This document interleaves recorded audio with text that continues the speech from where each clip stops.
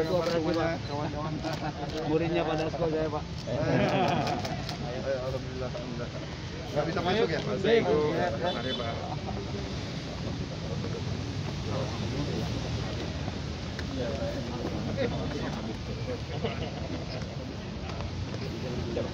Makasih Pak. Kita mulai. Apa yang terjadi ya? Gimana? Hah?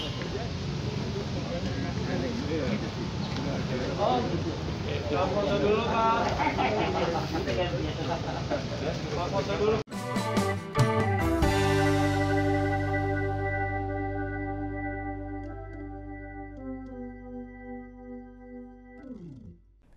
PKS lagi demen banget keliling-keliling, padahal Lebaran kan masih lama.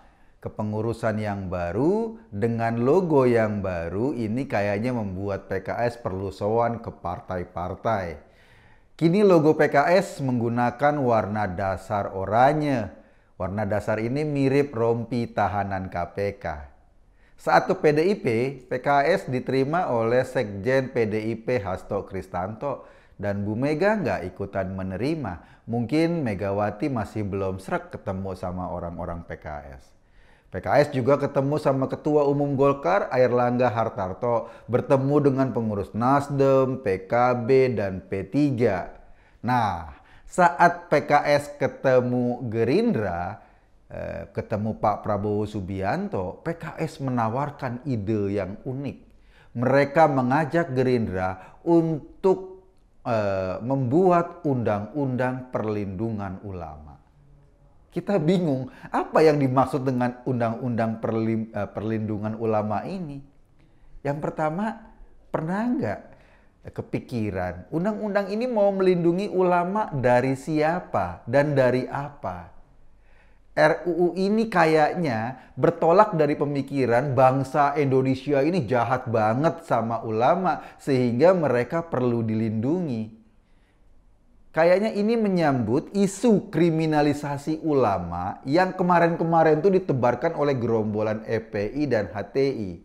Dari isi pidato Presiden PKS sih emang kayaknya pikirannya seperti itu.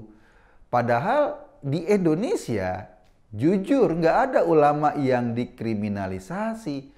Bahar Smith ditangkap karena gebukin anak kecil. Rizik ditangkap karena melanggar protokol kesehatan. Sugi Nur ditangkap karena menghina Habib Lutfi dengan kasar. Artinya apa? Artinya yang ditangkap polisi itu perilaku kriminal. Kalau kebetulan pelaku kriminalnya adalah orang yang suka berceramah agama, itu nggak ada hubungannya dengan kasus mereka. Artinya gini, ceramah mereka nggak ada hubungannya dengan ditangkapnya mereka oleh polisi karena berlaku kriminal. Kita khawatir undang-undang perlindungan ulama yang diusulkan PKS ini malah bertujuan melindungi perilaku kriminal yang dilakukan oleh orang-orang yang berjubah ulama. Itu yang kita khawatirkan dan tampaknya itu yang menjadi dasar pikirannya PKS. Kedua, siapa sih yang paling pantas disebut ulama? Kalau mau ada undang-undang perlindungan ulama, kriteria ulama itu kayak apa? Wong ketika pemerintah mau melaksanakan sertifikasi penceramah saja, PKS paling kenceng menolak. Lah sekarang mereka mau bikin undang-undang perlindungan ulama. Apakah orang kayak Felix Xiao atau Yahya Waloni pantas disebut sebagai ulama? Atau orang kayak Abu Bakar Ba'asyir dan Aman Abdurrahman yang sering menjadi motivator para teroris untuk meledakkan diri dan membunuh orang lain pantas dilindungi oleh undang-undang? Kalau kayak gitu bisa kacau Indonesia. Saya nggak tahu maksud PKS dengan usulan seperti ini nih apa. Yang pasti usulan ini seperti ingin menggerakkan konflik sosial di masyarakat. Karena apa? Karena ada kasta dalam masyarakat nanti seperti kasta Brahma dan kasta Sudra, kasta ulama dan kasta masyarakat bawah. Persoalannya atas nama ulama orang bisa berbuat dan ngoceh semaunya. Karena nanti kalau ini jadi akan dilindungi undang-undang, kan kacau. Saya setuju dengan alasan penolakan dari PP Muhammadiyah. Usulan undang-undang ini bertendensi tadi membuat kasta dalam masyarakat. Gini ya, ulama atau penceramah agama yang ada di Indonesia berstatus WNI misalnya. Dan kita tahu semua WNI kedudukannya sama di mata hukum. Mau ulama, presiden, polisi, semua kedudukannya nggak jauh beda di mata hukum. Artinya sebenarnya kemarin-kemarin itu nggak ada ulama yang dihukum. Yang terkena kasus hukum adalah para kriminal. Dan terkadang para kriminal itulah yang memakai jubah ulama. Sementara ulama yang benar, yang baik, yang jadi suri tauladan umat nggak mungkin berlaku kriminal. Nggak mungkin bertindak melawan hukum. Jadi dasar pikiran dari undang-undang itu sendiri kayak mendegradasi sifat-sifat keutamaan seorang ulama sejati. Kenapa harus dilindungi? Dan yang kedua, undang-undang ini berpersepsi bahwa masyarakat kita ini jahat dan buruk memperlakukan para ulama yang benar. Saya sih maklum dengan usulan PKS ini. Kalau kita telusuri, Saudi Arabia, Mesir, misalnya saat ini sudah mengkategorisasi Ikhwanul Muslimin sebagai organisasi teroris. Nah, kita kan tahu PKS itu adalah Ikhwanul Muslimin di Indonesia. Partai yang dilahirkan oleh aktivis-aktivis yang mengambil atau mendapat ide dari gerakan Ikhwanul Muslimin.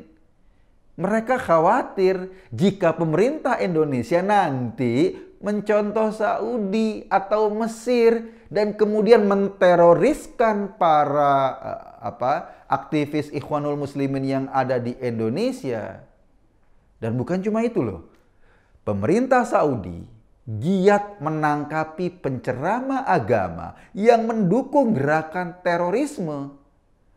Mereka ditangkapi karena menjadikan mimbar-mimbar agama sebagai sarana agitasi dan provokasi. Apalagi tokoh agama yang menunggangi agama untuk kepentingan politik langsung dibekuk di Saudi, gak ada ampun.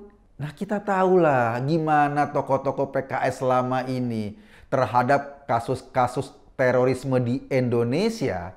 Kayaknya statement-statement PKS selalu bernada membela mereka. Bahkan pentolan PKS pernah secara terang-terangan menunjukkan simpati pada Al-Qaeda dan Osama bin Laden. Jadi saya khawatir usulan PKS ini dengan undang-undang perlindungan ulama hanya cara untuk terus-menerus melanggengkan politisasi agama. Hanya cara untuk terus-menerus melakukan atau menunggangi agama demi kepentingan politiknya. Dan dari undang-undang ini resikonya apa? Resikonya NKRI akan makin terkoyak-koyak karena orang yang sembarangan membenturkan agama dengan kebangsaan akhirnya nggak terkena konsekuensi hukum. Kalau mau jujur, yang dibutuhkan bangsa Indonesia sekarang ini bukan undang-undang perlindungan ulama. Yang kita butuhkan adalah undang-undang yang melindungi masyarakat dari orang-orang yang mengaku ulama, dari para pengasong agama, dari para preman berjubah. Coba lihat di sekeliling kita, berapa banyak orang yang sebetulnya nggak punya kapabilitas yang cukup, nggak punya pengetahuan agama yang cukup, tiba-tiba sudah naik mimbar, memberi fatwa, memberi nasihat agama, ngomongnya sembarangan.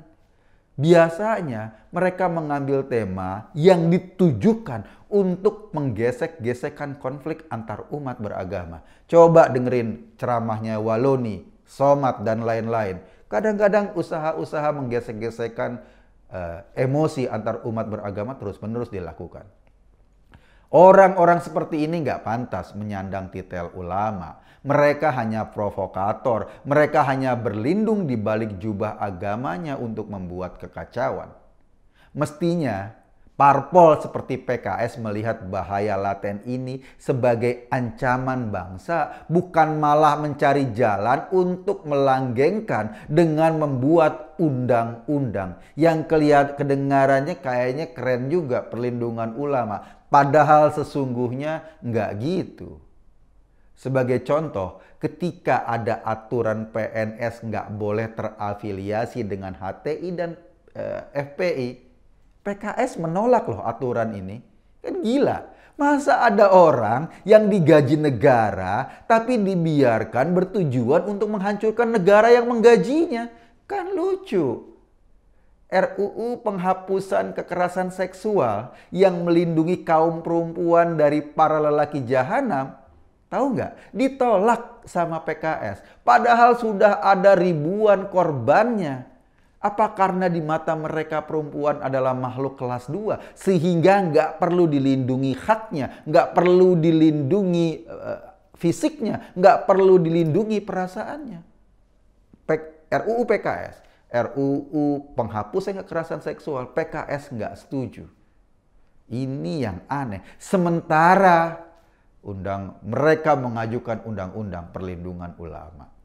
Anehnya PKS mengajukan undang-undang perlindungan ulama hanya karena ada 1-2 orang yang ngaku ulama dan mereka kedapatan berbuat kriminal dan ditahan oleh kepolisian.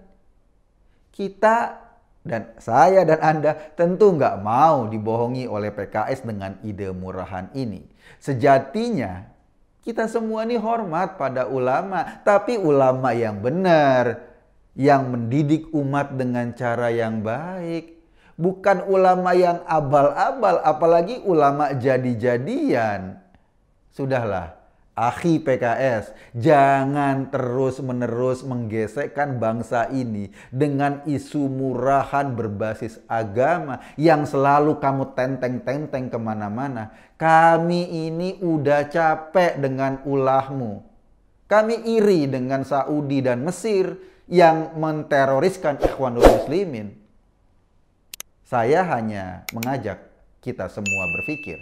Kesimpulannya ya terserah Anda. Terima kasih.